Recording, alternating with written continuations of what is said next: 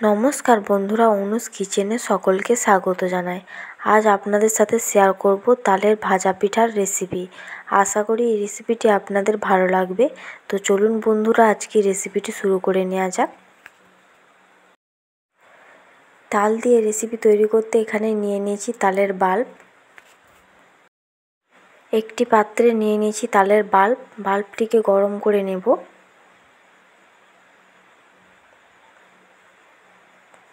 তো দেখুন বন্ধুরা, তালের বাল্বটি গরম হয়ে গেছে।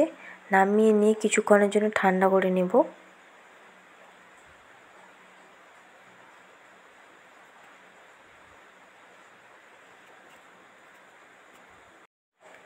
পিঠার পুর তৈরি করতে এখানে নিয়ে নিয়েছি নারকেল কুড়ো।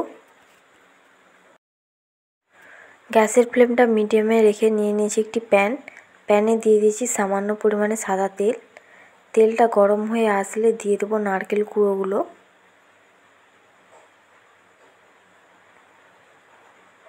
দিয়ে দেবো পরিমাণ মতো বাতাসা। নারকেল কুড়োর সাথে বাতাসাগুলোকে ভালো করে মিশিয়ে নেব।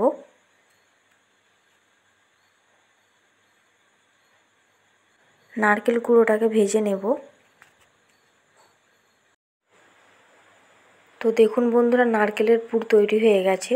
নামিয়ে নিয়ে কিছুক্ষণের জন্য রেস্টে রেখে দেব।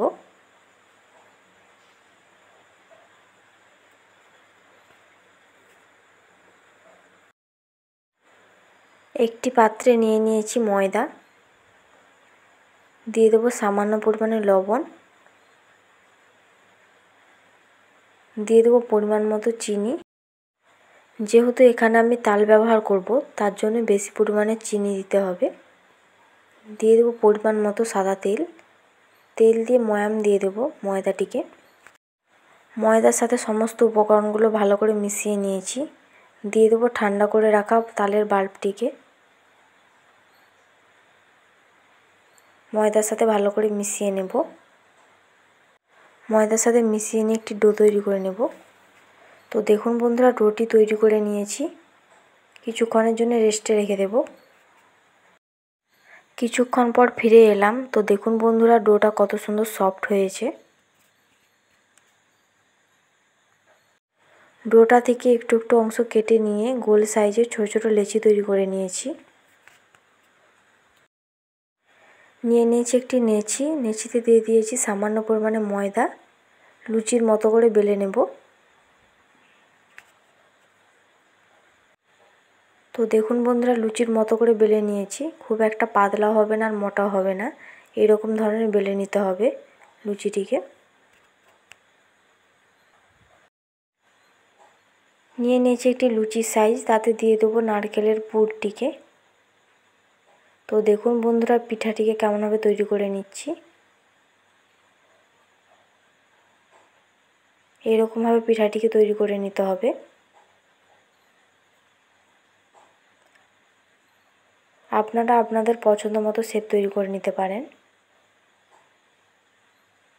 তো দেখুন বন্ধুরা, পিঠাটিকে এইরকমভাবে তৈরি করে নিয়েছি। বাকি পিঠাগুলো একইভাবে তৈরি করে নেব। গ্যাসের ফ্লেমটা লো টু মিডিয়ামে রেখে কড়াতে দিয়ে দিয়েছি সাদা তেল। তেলটি গরম হয়ে আসলে পিঠাগুলো দিয়ে দেব।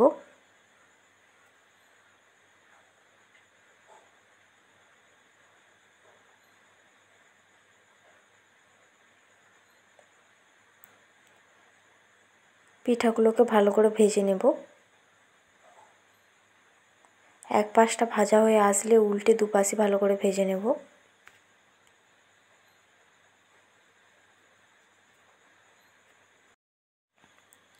তো দেখুন বন্ধুরা, পিঠাগুলোকে উল্টে পাল্টে দুপাশে ভালো করে ভেজে নিয়েছি। পিঠাগুলো ভালো করে ভাজা হয়ে গেছে। পিঠাগুলোকে তুলে নেব। বাকি পিঠাগুলো একইভাবে ভেজে নেব। সবকটি পিঠা ভাজা হয়ে গেছে। তো দেখুন বন্ধুরা, তৈরি হয়ে গেল ভাজা পিঠার রেসিপি। এই রেসিপিটি আপনারা বাড়িতে ট্রাই করতে পারেন। আর কেমন হয়েছে কমেন্টে জানান। আশা করি রেসিপিটি আপনাদের ভালো লেগেছে। তাহলে একটি লাইক, শেয়ার, কমেন্ট করে দেবেন। তার সঙ্গে সাবস্ক্রাইব করার অনুরোধ রইল। আজকের ভিডিও এই পর্যন্ত। দেখা হবে নতুন কোনো রেসিপির ভিডিও নিয়ে। ভালো থাকবেন, সুস্থ থাকবেন। ধন্যবাদ।